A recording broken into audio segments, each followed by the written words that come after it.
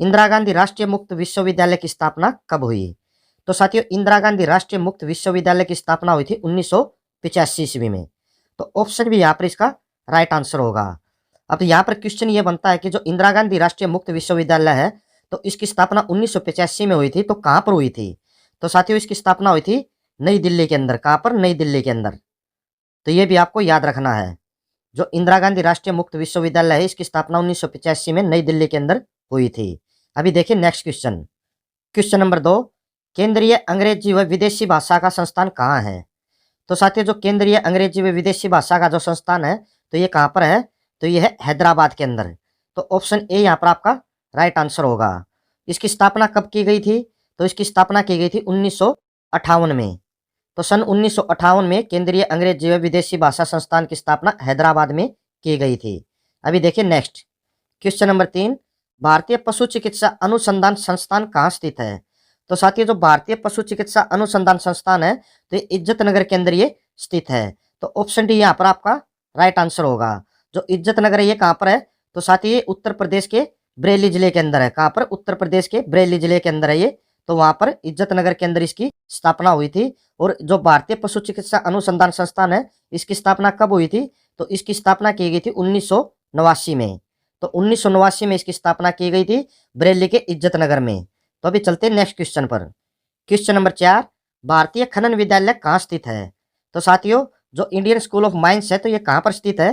तो ये बिहार के धनबाद में स्थित है। तो ऑप्शन भी यहाँ पर इसका राइट आंसर होगा। और इसकी स्थापना कब की गई थी? तो इसकी स्थापना की गई थी 1926 में। जो भारतीय खनन विद्यालय है, इसकी स्थापना हुई थी कब? 1926 में, बिहार के धनबाद में। तो अभी चलते हैं नेक्स्ट क्वेश्चन पर। Question number 5, fort William college कहाँ है? तो जो फोर्ट विलियम कॉलेज है, तो ये कहाँ पर है? तो ये कोलकाता के अंदर ये फोर्ट विलियम कॉलेज है। तो ऑप्शन डी यहाँ पर इसका राइट आंसर होगा। जो फोर्ट विलियम कॉलेज है, तो इसकी स्थापना कब हुई थी? तो इसकी स्थापना की गई थी 10 जुलाई 1800 में। कब की गई थी इसकी स्थापना? 10 जुलाई 1800 में। और किसने की थी? तो इसकी स्थापना की थी लॉर्ड वेलेजली ने। लॉर्ड वेलेजली ने। लॉर्ड वेलेजली ने इसकी स्थापना 10 जुलाई 1800 में कोलकाता के अंदर की थी। किसकी? फोर्ट विलियम कॉलेज की। अभी देखिए नेक्स्ट क्वेश्चन नंबर 6, विश्व भारती विश्वविद्यालय की स्थापना किसने की थी? तो विश्व भारती विश्वविद्यालय की स्थापना किसने की थी? तो इसकी स्थापना की थी रविंद्रनाथ टैगोर ने। तो ऑप्शन ए यहाँ पर इसका राइट आंसर होगा। रविंद्रनाथ टैगोर ने विश्व भारती विश्वविद्यालय की स्थापना की थी। और कब की थी ये? 1921 में। 1921 में पश्चिमी बंगाल के शांति निकेतन नगर में इसकी स्थापना की थी। कहाँ पर? पश्चिमी बंगाल के शांति निकेतन, शांति निकेतन, शांति निकेतन नगर के अंदर इसकी स्थापना की थी। तो याद रखना, विश्व भारती विश्वविद्यालय की स्थापना रविंद्रनाथ टैगोर ने 1921 में पश्चिमी बंगाल के शांति निकेतन नगर में की थी। अभी देखिए नेक्स्ट क्वेश्चन नंबर 7, शिक्षा में सुधार हेतु ब्रिटिश सरकार ने सैडलर आयोग कब नियुक्त किया? तो साथियों, शिक्षा में सुधार के लिए ब्रिटिश सरकार ने एक सैडलर आयोग है, तो इसकी नियुक्ति की थी। तो इसकी नियुक्ति वो कब की थी? तो इसकी नियुक्ति की थी 1917 में। तो ऑप्शन भी यहाँ पर इसका राइट आंसर होगा। जो शिक्षा में सुधार हेतु ब्रिटिश सरकार ने सैडलर आयोग की जो नियुक्ति की थी, ये कहाँ पर की थी? कलकत्ता के अंदर। कलकत्ता के अंदर इसकी नियुक्ति की थी 1917 में। और किसने की थी इसकी नियुक्ति? तो इसकी नियुक्ति की थी M.E. सैडलर ने। M.E. सैडलर। तो ये पॉइंट्स भी आपको याद रखने हैं। तो शिक्षा में सुधार हेतु ब्रिटिश सरकार ने सैडलर आयोग की नियुक्ति 1917 में कलकत्ता में M.E. सैडलर के द्वारा इसकी नियुक्ति की गई थी। अभी देखिए नेक्स्ट क्वेश्चन नंबर 8, मुगल काल में किस भाषा को रेख्ता कहा गया? तो साथ ही मुगल काल के अंदर किस भाषा को रेख्ता कहा गया था? रेख्ता का मतलब होता है बिखरा हुआ लेकिन मिश्रित। तो किस भाषा को रेख्ता कहा गया था? तो उर्दू भाषा को मुगल काल में रेख्ता कहा गया था। तो ऑप्शन ए यहाँ पर इसका राइट आंसर होगा। जो उर्दू भाषा है, इसको मुगल काल में रेख्ता कहा गया था। और रेख्ता का मतलब होता है बिखरा हुआ लेकिन मिश्रित। तो अभी देखिए नेक्स्ट क्वेश्चन नंबर 9, भारत की किस भाषा को इटालियन ऑफ द ईस्ट कहा जाता है? तो साथियों, भारत की कौन सी भाषा है जिसे इटालियन ऑफ द ईस्ट कहा जाता है? तो तेलुगु भाषा को इटालियन ऑफ द ईस्ट कहा जाता है। तो ऑप्शन सी यहाँ पर इसका राइट आंसर होगा। जो तेलुगु भाषा है, इसे इटालियन ऑफ द ईस्ट किस लिए कहा जाता है? तो इसको इसलिए कहा जाता है क्योंकि तेलुगु भाषा और जो इटालियन भाषा है, तो इनके शब्दों में समानता है। जो इनके शब्द है, तो ये मिलते जुलते हैं, तो दोनों के अंदर समानता है। तो इसलिए तेलुगु भाषा को इटालियन ऑफ द ईस्ट कहा जाता है। अभी देखिए नेक्स्ट क्वेश्चन नंबर 10, देश के एकमात्र किस राज्य की राजभाषा अंग्रेजी है? तो साथियों भारत देश में किस राज्य की जो राजभाषा है वो अंग्रेजी है? तो नागालैंड राज्य की जो राजभाषा है वो अंग्रेजी है। तो ऑप्शन ए यहाँ पर इसका राइट आंसर होगा। तो अभी जो राजभाषा इसकी अंग्रेजी है नागालैंड की, तो इसको राजभाषा का जो दर्जा वो कब दिया गया था? तो 1967 में अंग्रेजी को नागालैंड की राजभाषा का दर्जा दिया गया था। तो अभी देखिए नेक्स्ट क्वेश्चन नंबर 11, अमीर खुसरो ने किसके विकास में अग्रणी भूमिका निभाई? तो साथियों अमीर खुसरो ने कौन सी भाषा के लिए जो है महत्वपूर्ण भूमिका निभाई थी? तो इसने खड़ी बोली के लिए बहुत ही महत्वपूर्ण भूमिका निभाई थी अमीर खुसरो ने। तो ऑप्शन डी यहाँ पर इसका राइट आंसर होगा। जो अमीर खुसरो है तो इसे भारत की आवाज या इसे भारत का तोता ए हिंद भी कहा जाता है। तो ये आपको याद रखना है, इसको भारत की आवाज या भारत का तोता ए हिंद भी कहा जाता है। और अमीर खुसरो ने ही जो प्रसिद्ध एक पुस्तक है तुगलकनामा, तो उसके लेखक भी कौन है? तुगलकनामा, जो एक प्रसिद्ध पुस्तक है तुगलकनामा, तो इसके लेखक भी कौन है? अमीर खुसरो। तो आपको ये पॉइंट्स भी याद रखने हैं। अभी देखिए next question, question number 12, Tripura की राजभाषा है। तो त्रिपुरा की राजभाषा क्या है? तो त्रिपुरा की राजभाषा है बांग्ला। तो ऑप्शन बी यहाँ पर इसका राइट आंसर होगा। अभी देखिए नेक्स्ट क्वेश्चन नंबर 13, निम्नलिखित में से कौन से राज्य ने उर्दू को अपनी सरकारी भाषा के रूप में स्वीकृति प्रदान की है? तो साथियों भारत का कौन सा राज्य है जिसने उर्दू भाषा को अपनी सरकारी भाषा के रूप में स्वीकृति प्रदान की है? तो जम्मू कश्मीर ने उर्दू भाषा को अपनी सरकारी भाषा के रूप में स्वीकृति प्रदान की है। तो ऑप्शन बी यहाँ पर इसका राइट आंसर होगा। तो साथियों जो जम्मू कश्मीर ने उर्दू भाषा को अपनी सरकारी भाषा के रूप में स्वीकृति प्रदान की थी तो ये कब की थी? तो ये की थी 1889 में। 1889 में जम्मू कश्मीर ने जो उर्दू भाषा है तो इसको अपनी सरकारी भाषा के रूप में स्वीकृति प्रदान की है। तो अभी देखिए नेक्स्ट क्वेश्चन नंबर 14, दूरदर्शन की प्रथम समाचार वाचिका कौन थी? तो साथियों दूरदर्शन की जो पहली समाचार वाचिका थी तो वो कौन थी? तो ये थी प्रतिमा पुरी। तो ऑप्शन सी यहाँ पर इसका राइट आंसर होगा। अभी यहाँ पर एक क्वेश्चन ये भी पूछ लिया जाता है कि प्रथम समाचार वाचिका कौन थी? इसको दूरदर्शन की नहीं, पहली समाचार वाचिका जो वो कौन थी? तो जो प्रथम समाचार वाचिका थी वो थी सलमा सुल्तान। लेकिन दूरदर्शन की पहली समाचार वाचिका कौन थी? वो थी प्रतिमा पुरी। तो यहाँ पर डाउट में नहीं रहना, याद रखना इसको। अगर ये पूछा जाता है कि प्रथम समाचार वाचिका कौन थी तो सलमा सुल्तान। अगर दूरदर्शन की प्रथम समाचार वाचिका पूछी जाती है तो प्रतिमा पुरी। तो अभी देखिए नेक्स्ट क्वेश्चन नंबर 15, दूरदर्शन का दैनिक राष्ट्रीय कार्यक्रम किस वर्ष आरंभ किया गया?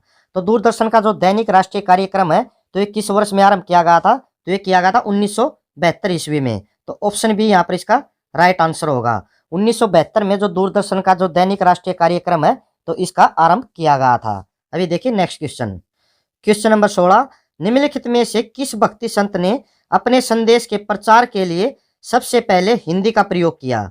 तो साथियों किस भक्ति संत ने अपने संदेश के प्रचार के लिए सबसे पहले हिंदी का प्रयोग किया था? तो ये किया था रामानंद ने। तो ऑप्शन सी यहाँ पर इसका राइट आंसर होगा।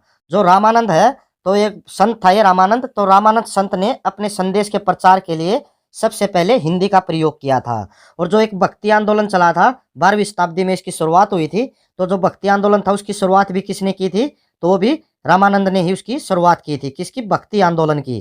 काफी बार ये भी क्वेश्चन पूछा गया कि भक्ति आंदोलन की शुरुआत किसने की थी तो और कब की थी? तो 12वीं शताब्दी में भक्ति आंदोलन की शुरुआत भी रामानंद ने ही की थी। अभी देखिए नेक्स्ट क्वेश्चन नंबर 17, भारत में मनी ऑर्डर प्रणाली का प्रारंभ हुआ। तो साथियों भारत के अंदर जो मनी ऑर्डर प्रणाली है तो इसकी शुरुआत कब हुई थी? तो मनी ऑर्डर की जो प्रणाली की शुरुआत हुई थी ये हुई थी 1880 ईस्वी में। तो ऑप्शन ए यहाँ पर इसका राइट आंसर होगा। भारत में 1880 ईस्वी में मनी ऑर्डर प्रणाली का प्रारंभ हुआ था। अभी देखिए नेक्स्ट क्वेश्चन नंबर 18, भारत में डाक टिकट कब जारी किया गया? तो साथियों भारत के अंदर जो डाक टिकट है तो इसको कब जारी किया गया था? तो डाक टिकट को जारी किया गया था भारत के अंदर 1854 ईस्वी में। तो ऑप्शन बी यहाँ पर इसका राइट आंसर होगा। 1854 में भारत के अंदर डाक टिकट जारी की गई थी। और साथियों हर साल भारत के अंदर 9 अक्टूबर को, कब? 9 अक्टूबर को हर साल डाक दिवस भी मनाया जाता है। तो भारत के अंदर डाक दिवस कब मनाया जाता है? 9 अक्टूबर को। अभी देखिए next question number 19, Indira Gandhi राष्ट्रीय मानव संग्रहालय कहाँ है? तो साथियों जो इंदिरा गांधी राष्ट्रीय मानव संग्रहालय है तो ये भारत का पहला ओपन एयर म्यूजियम है। कौन सा? इंदिरा गांधी राष्ट्रीय मानव संग्रहालय। ये भारत का पहला ओपन एयर म्यूजियम है। तो ये कहाँ पर है? तो ये है भोपाल के अंदर। तो ऑप्शन ए यहाँ पर इसका राइट आंसर होगा। और इसकी जो स्थापना है, इसकी शुरुआत वो कब की गई थी? तो इसकी शुरुआत की गई थी 1979 ईस्वी में।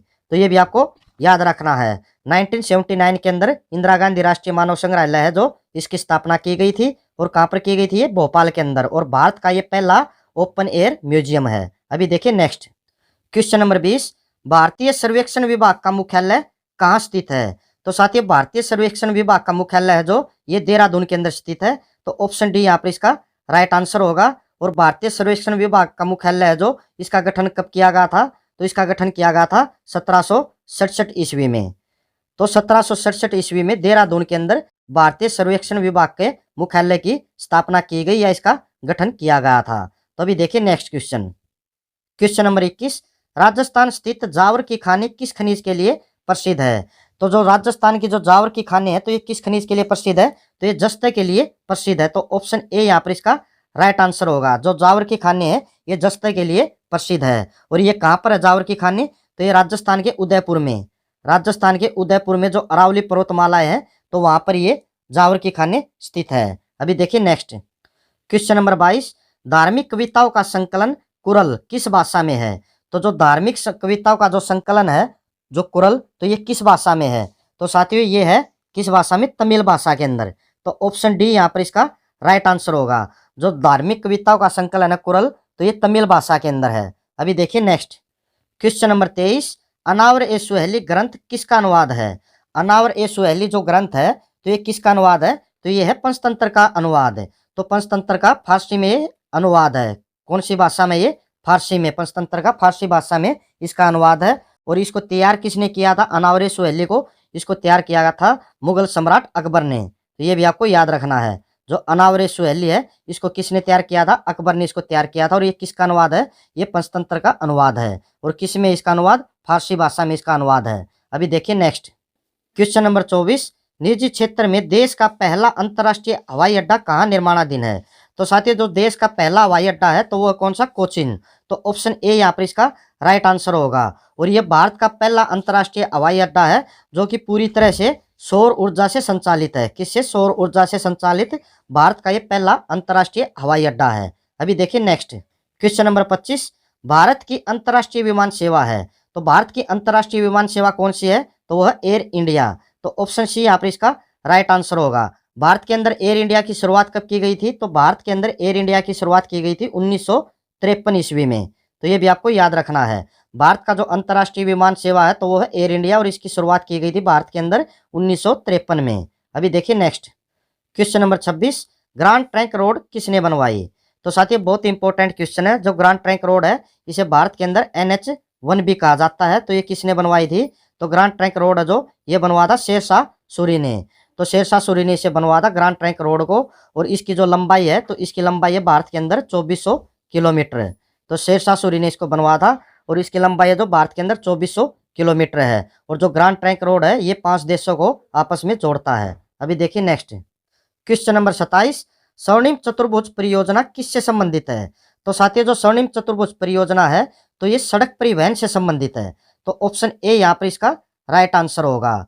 और जो स्वर्णिम चतुर्भुज परियोजना है तो इसकी शुरुआत कब की थी? इसकी शुरुआत की थी 1995 ईस्वी में। 1995 ईस्वी में जो तत्कालीन प्रधानमंत्री थे कौन? अटल बिहारी वाजपेयी। अटल बिहारी वाजपेयी ने 1995 ईस्वी में स्वर्णिम चतुर्भुज परियोजना की शुरुआत की थी। और ये सड़क परिवहन से संबंधित है। अभी देखिए नेक्स्ट क्वेश्चन नंबर 28, पूर्व पश्चिम एवं उत्तर दक्षिण एक्सप्रेस राजमार्ग एक दूसरे को काटते हैं। तो साथियों जो पूर्व पश्चिम राजमार्ग है कौन सा है? NH27। और जो उत्तर दक्षिण है तो ये है NH44। तो ये दोनों जो एक्सप्रेस राजमार्ग है तो ये एक दूसरे को कहाँ पर काटते हैं? तो ये काटते हैं एक दूसरे को झांसी के अंदर। तो ऑप्शन डी यहाँ पर इसका राइट आंसर होगा। जो NH27 और NH44 है ये दोनों झांसी के अंदर एक दूसरे को काटते हैं। अभी देखिए नेक्स्ट क्वेश्चन नंबर 29, राष्ट्रीय राजमार्ग संख्या 7 कितने राज्यों से होकर गुजरती है? तो साथियों जो नेशनल हाईवे 7 है तो ये कितने राज्यों से होकर गुजरता है? तो ये गुजरता है 6 राज्यों से। तो ऑप्शन सी यहाँ पर इसका राइट आंसर होगा। 6 राज्य कौन कौन से है? तो साथियों जो नेशनल हाईवे 7 है तो ये उत्तर प्रदेश से कन्याकुमारी तक है। तो उत्तर प्रदेश, मध्य प्रदेश, महाराष्ट्र, उसके बाद आंध्र प्रदेश, कर्नाटक और तमिलनाडु, इन 6 राज्यों से गुजरता है। और ये पहले भारत का सबसे लंबा नेशनल हाईवे था। कौन सा? NH7। तो भारत का ये पहले सबसे लंबा नेशनल हाईवे था, लेकिन अभी वर्तमान में जो भारत का सबसे लंबा नेशनल हाईवे है तो वो है NH NH44। तो अभी कौन सा सबसे लंबा नेशनल हाईवे NH44 और पहले कौन सा था NH7। जो NH7 है इसकी लंबाई कितनी है NH7 की, तो साथियों NH7 की लंबाई है 2369 किलोमीटर। तो 2369 किलोमीटर NH7 की लंबाई और ये 6 राज्यों से गुजरता है। अभी देखिए नेक्स्ट क्वेश्चन नंबर 30, निम्नलिखित में से कौन ऊर्जा के गैर परंपरागत स्रोत की श्रेणी में आता है। तो कौन सा है जो ऊर्जा के गैर परंपरागत स्रोत में आता है, तो साथियों ये आता है बायोगैस। तो ऑप्शन बी यहाँ पर इसका राइट आंसर होगा। जो बायोगैस है तो ये ऊर्जा के गैर परंपरागत स्रोत की श्रेणी में आता है।